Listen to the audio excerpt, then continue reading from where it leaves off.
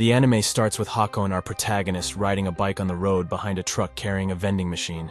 Suddenly, the straps tying the machine break and fall out of the truck, taking Hakon with it into a cliff. After a while, Hakon wakes up near a lake and remembers the accident. He thought he would be dead, but is alive. He tries to move, but cannot. Suddenly, he hears his own voice saying phrases that are very familiar to him. He being a vending machine, Otaku realizes he has woken up as a vending machine himself. He doubts himself at first, but suddenly is pleased that everything in him is reasonably priced, and his rectangular body is both elegant and functional. Then again, he snaps out of it and thinks it's the worst, repeating the cycle to thinking it's the god's divine compassion making him the thing he loves so much. Then he accepts his fate and thinks he is what he is now. He checks through his skills and finds there are limited things he can say. He uses some willpower to understand his body, and some letters and numbers pop up in his head. He sees the price of water and corn he is selling. Suddenly, a voice announces to use the points to change what he is selling. The voice also explains that the points are converted from money, and spending the points enables the replenishment changing of goods and acquisition of new functions. He realizes his own functions and checks out other stuff he can sell, realizing he can sell everything he bought in his previous life. He changes the items in him and checks out other functions. He also realizes he does not run on electricity, but uses points to run his body instead. He does some math and decided to save his points till he gets a steady income, but then realizes his spot. The next day approaches and he starts to panic, thinking he will stop functioning this way. Suddenly, a frog as big as a human wearing armor approaches him. At first he thinks it is weird, but then realizes it's not as weird, then turns into a vending machine. He tries to speak to the frog but scares it instead. The frog then starts hitting him, decreasing his durability. The voice announces the damage cost, and that if it is fully damaged, it won't be resaleable. He checks his stats only to find points in durability, everything to be 0. Suddenly he realizes there are magical powers in this world. He thinks he has 900 points, so he might get through it, but the frog calls for reinforcements, making Hakon scared. As the frogs attack him, he sees a function called a blessing. The voice informs him that it's a blessing stored by God he can use without using any points. He chooses that which displays a list of things as he goes through it. Swordsmanship and martial arts seem useless as he has no limbs. Then he finds the barrier, which the voice explains as an invisible force field inside which he can choose the things that can pass through it. He deploys the force field, but starts leaking points rapidly. The frogs don't give up at all, they keep attacking him till evening.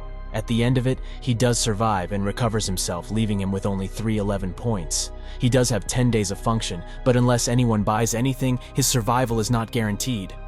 He thinks about this scenario and starts panicking. Several days later, a hunter girl reaches there. She cries to herself that she dropped her food bag and is really hungry, then starts crying, apologizing to her parents, saying she is not cut out to be a hunter. She says she needs to defeat some frogs for their meat, but her attacks won't land when she is alone. While doing all this, she spots the machine and approaches it. Hakon uses his limited speech to ask for money, but the girl's coin doesn't seem to be enough. He informs him that he can use the conversion function, which he does to make the girls realize the price. In this process, he learns the currency in this world is called Owa. She thinks it's expensive, but her belly needs food, so she buys corn soup. The soup drops and she first hesitates that the machine might eat her hand, but eventually takes the soup. She tastes the soup and finds it delicious. She thinks other things might be tasty as well, so she goes on to try other stuff too. She takes a liking to milk tea and buys a whole bunch of stuff. That day, Hakon earned 6,300 Owa and recovered 63 points. At night, the girl falls asleep near the machine, and he uses his barrier to protect her. The barrier also takes care of the trash, so he thinks of himself as the most kind-hearted vending machine. The next morning, the hunter girls thank Hakon. She also realizes he can only say certain things, but he can understand her. She introduces herself as Lammis. Lammis finds a way of communicating with Hakon and has a long chat with him with yes and no questions. She asks him whether he would like to move from there.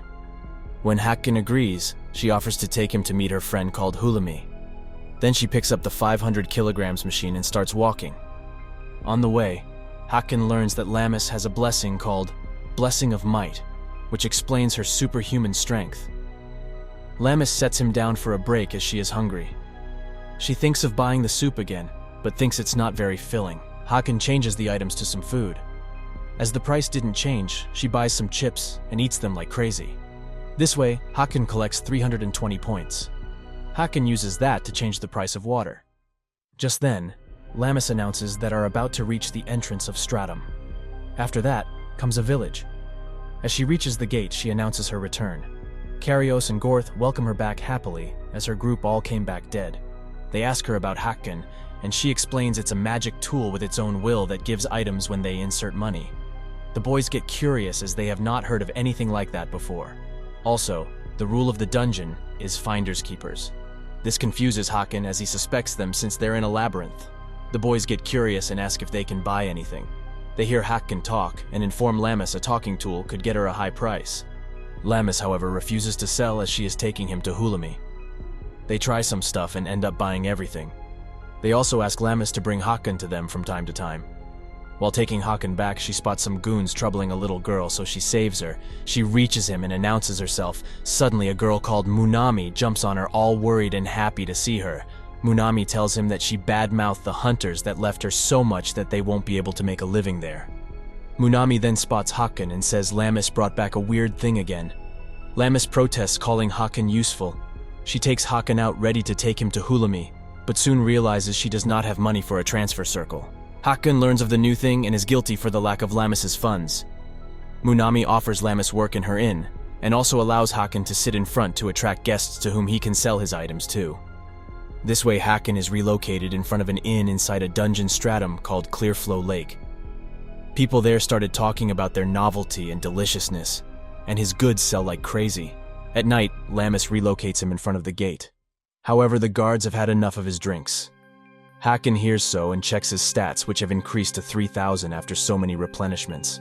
So keeping the customer's needs in mind, he changes the items while increasing the price. The guards jump at the opportunity to try new stuff even with the increase in price. The guards try the new Odin and get hooked. After several days, the change in stock sold pretty well. The oven sales have increased as the weather has gotten cooler. Also, the sports drink did well. Hakan, however, is considerate and makes the Odin unavailable during the day, as it's peak business time for the inn. One day, the girl that Lammis saved in the alley approaches Hakan, who tries to talk first to have a negotiating advantage. But Hakan welcomes her first, so she runs away throwing something at him. One day, as Lammis is taking him back to the inn, she tells him about the guests in the inn and asks how his day was. She wishes Hakan could talk more one day. That's why she hopes to save up quickly to travel to Hulami. Hakan thanks her, but she tells him he is the one who saved her and names him Boxxo, which pleases him. He realizes he thought it was a weird thing to become a vending machine in a different world, but now he thinks life is not so bad here. More on the next part. Subscribe for more videos like this, turn on the notification and leave a like to help the channel out. Thank you for watching.